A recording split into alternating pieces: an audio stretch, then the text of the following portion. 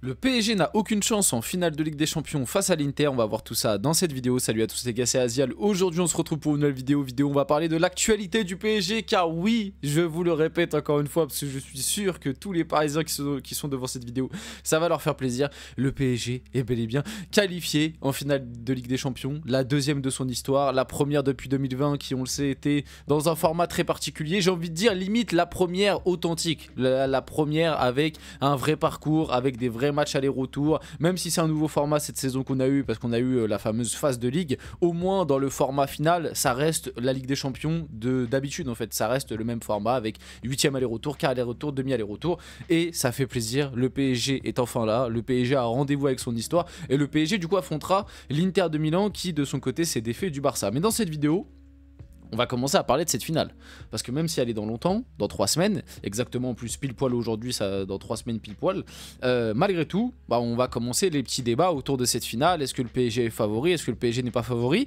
Et dans cette vidéo, on va voir la petite déclaration de Christophe Dugarry, qui dans toute sa splendeur, j'ai envie de dire, encore une fois, s'est montré très gentil avec le PSG. Bien évidemment, c'est ironique. Il a été, encore une fois, d'une analyse très... bref, vous allez très vite voir sa déclaration.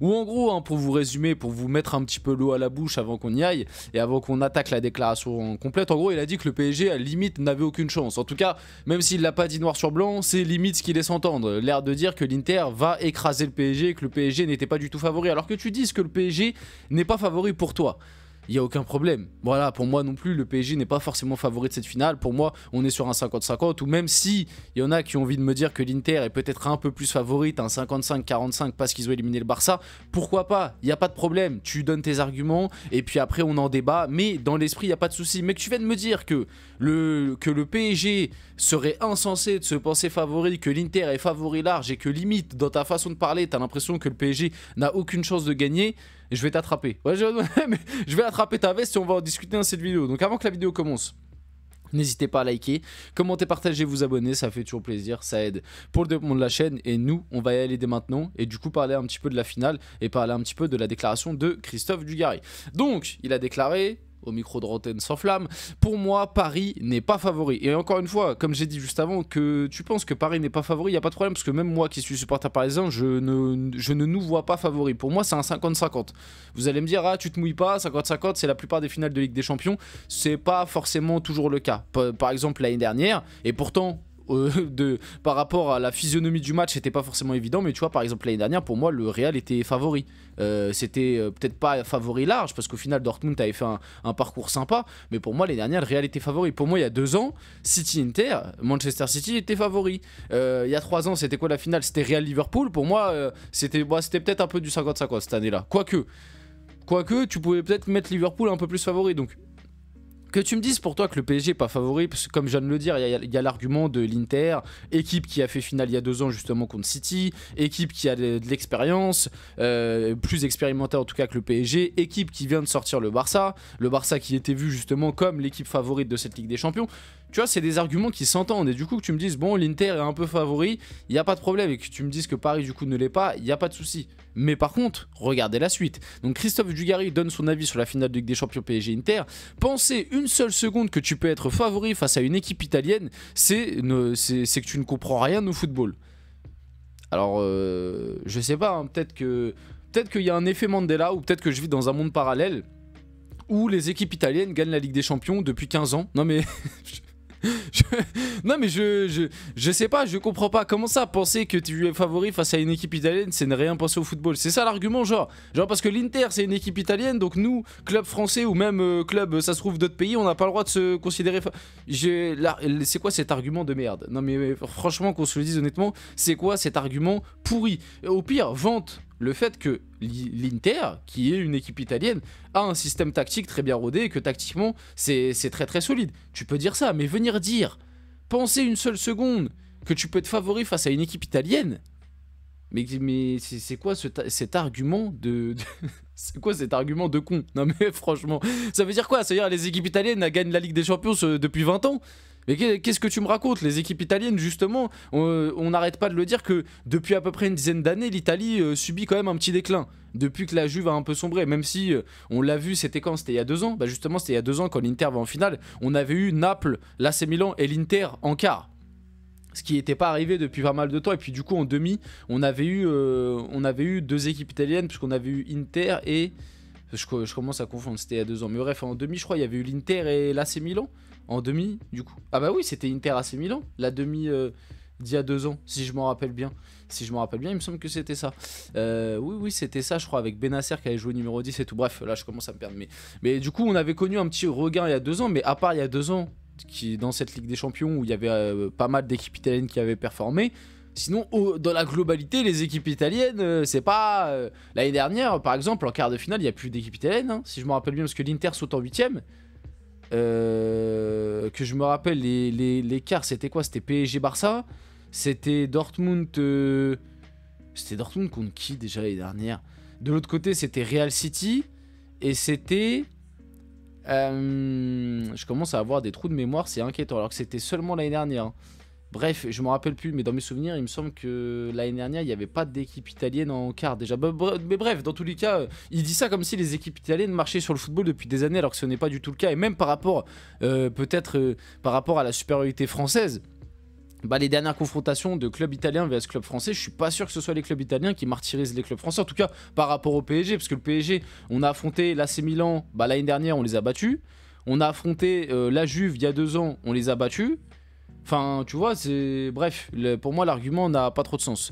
L'Inter Milan, c'est faire tout ce que sait faire le PSG. Je suis pas forcément d'accord non plus avec ça. Pour moi, c'est 2 équipes qui ont des points forts distants. Alors peut-être qu'il veut dire ça dans le sens où l'Inter sait garder le ballon comme sait le faire le PSG, mais c'est à des degrés bien différents. Pour moi, le PSG a quand même bien plus de qualité pour conserver la balle, que ce soit possession offensive comme défensive. Pour moi, le PSG a bien plus de capacité aussi à ressortir d'un pressing que l'Inter, quoique.